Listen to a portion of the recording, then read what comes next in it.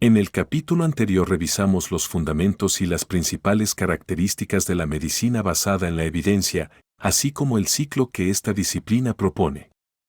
Dicho ciclo corresponde al proceso mediante el cual, a partir de una interrogante clínica, se realiza un análisis crítico de la literatura científica con el fin de generar información útil para la toma de decisiones clínicas.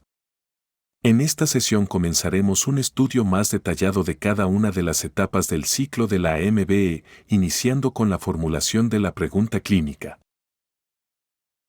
Es importante aclarar que, si bien el propósito de este curso es el desarrollo de habilidades de lectura crítica de la literatura biomédica a partir de una pregunta clínica, existen numerosas similitudes entre este tipo de preguntas y aquellas propias del ámbito de la investigación. En rigor, se trata del mismo tipo de pregunta, aunque abordada desde perspectivas diferentes y complementarias. En las siguientes presentaciones analizaremos si es posible sistematizar los distintos tipos de preguntas, evaluaremos su estructura, aprenderemos a ajustarlas adecuadamente y, finalmente, revisaremos a nivel conceptual las diferencias entre las preguntas cuantitativas y cualitativas. La etimología de las palabras puede aportar reflexiones relevantes.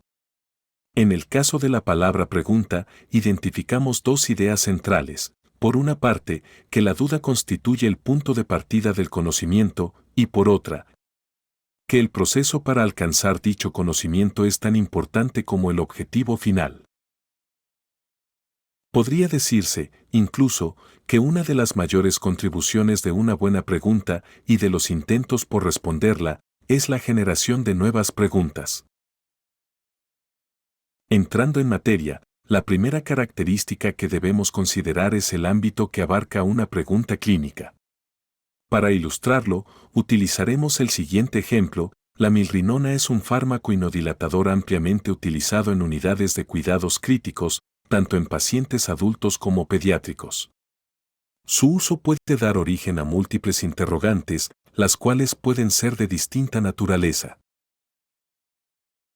Algunas preguntas estarán relacionadas con fundamentos del conocimiento y se aproximarán más a las ciencias básicas, otras se vincularán con desenlaces fisiológicos o intermedios, y otras, finalmente, se orientarán claramente hacia desenlaces clínicos relevantes para los pacientes. Desde esta perspectiva, podemos distinguir preguntas que abordan conocimientos generales o fundamentales, habitualmente respondidas mediante conceptos ampliamente aceptados. Estas se denominan preguntas de base, preclínicas o background. Es importante enfatizar que el carácter básico no implica simplicidad ni menor relevancia. Por el contrario, estas preguntas constituyen los pilares del conocimiento científico y suelen ser altamente complejas. Por otro lado, existen las preguntas clínicas de acción o foreground, que surgen habitualmente en el contexto de dilemas y decisiones propias de la práctica clínica cotidiana. En síntesis, las preguntas de base se caracterizan por apoyarse en conocimiento consolidado, donde los avances suelen consistir en precisiones o detalles adicionales. Sin embargo, dicho conocimiento también puede modificarse profundamente frente a verdaderas revoluciones científicas, como ocurrió históricamente con el desarrollo de la microbiología o la genética, y más recientemente con el aporte de las ciencias ómicas, el Big Data y la inteligencia artificial. En este contexto, algunas preguntas inicialmente consideradas de base pueden transformarse en preguntas de acción.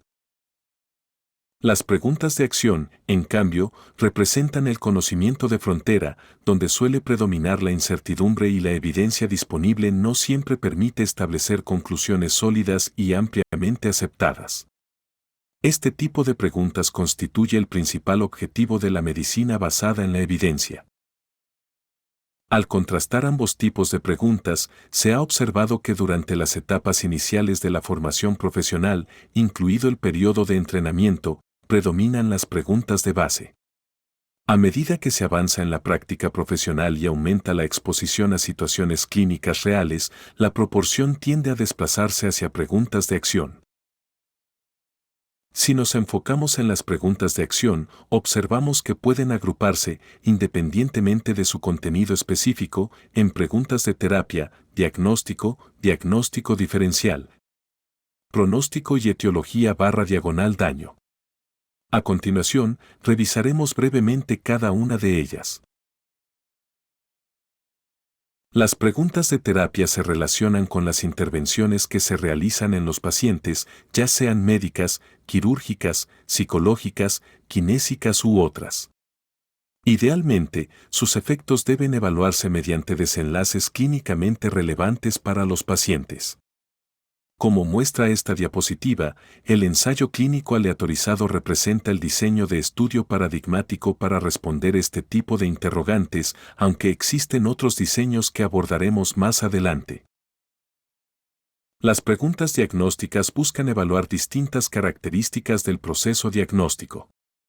Un ejemplo clásico como el de esta diapositiva corresponde a los estudios de exactitud diagnóstica, aunque también existen otros dominios, como la concordancia entre observadores o la utilidad clínica de una prueba. En las preguntas de diagnóstico diferencial, el interés se centra en identificar la condición subyacente dentro de un conjunto de posibles diagnósticos. Para este propósito se han desarrollado diversos diseños de investigación, destacando entre ellos las reglas de predicción clínica. Los estudios de daño evalúan si la presencia de determinados factores de riesgo se asocia con la aparición de eventos adversos o con el desarrollo de ciertas enfermedades. Por otra parte, las preguntas de pronóstico se formulan en poblaciones que ya presentan una condición determinada y buscan evaluar si la presencia de ciertos factores se asocia con desenlaces específicos de interés. La distinción entre estudios de daño y de pronóstico puede resultar confusa. Por ello, la ilustraremos con el siguiente ejemplo, introduciendo además la diferencia entre un factor de riesgo y un factor pronóstico. Podemos preguntarnos si en la población universitaria menor de 30 años el tabaquismo constituye un factor de riesgo para desarrollar enfermedad pulmonar obstructiva crónica en etapas posteriores de la vida.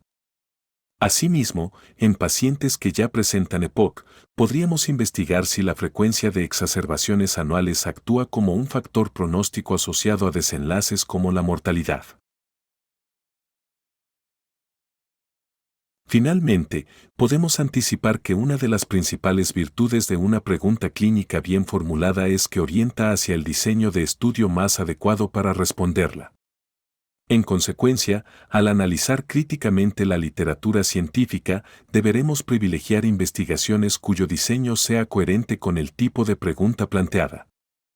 En la próxima clase abordaremos otros aspectos fundamentales relacionados con la formulación de una buena pregunta clínica para el análisis crítico de la literatura biomédica.